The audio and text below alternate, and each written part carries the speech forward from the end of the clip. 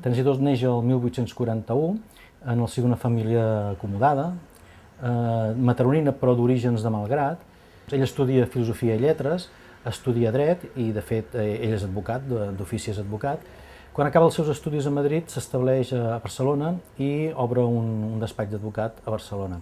I en aquests moments ell és el gran esclat del gran Terenci, no? El gran Terenci cultural, el gran Terenci intel·lectual. I ell es relaciona amb les principals figures de la Renaixença. Ell és amic i col·laborador de Milà i Fontanals, de Marià Aguiló, de Francesc Llorenç i Barba.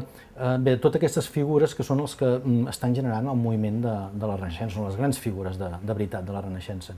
Ell participa en els Jocs Florals de Barcelona des de la primera edició, per bé que no hi concursa fins al 61 i ja només és arribar a moldre. Ell ja guanya un primer premi de l'any 61 i a partir de llavors comença la seva etapa de prestigi literari, no?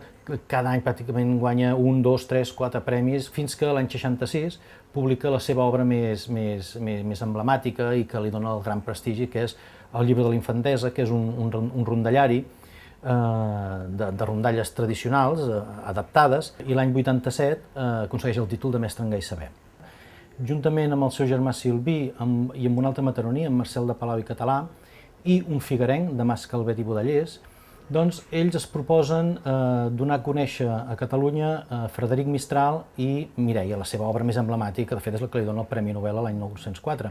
I de fet, Terenci Tos és l'autor de la, si no la primera, és coetània amb la primera de traducció al català de la Mireia de Frederic Mistral, i fan aquesta campanya a partir de la premsa barcelonina i des d'aquest moment Mistral és conegut a Catalunya. I la seva etapa barcelonina conclou el 67 quan ell decideix traslladar la seva activitat a Mataró. Entra com a professor i director del Col·legi Valldemia, serà l'impulsor i realment el factòtum de l'Escola d'Arts i Oficis de Mataró, serà cofundador i a les acaballes de la seva vida en serà el degà del Col·legi d'Advocats de Mataró, serà president de la llavors Caja de Ahorros de Mataró, promourà la creació del primer museu municipal a Mataró i col·laborarà en la premsa local. Ell també tindrà una aventura política.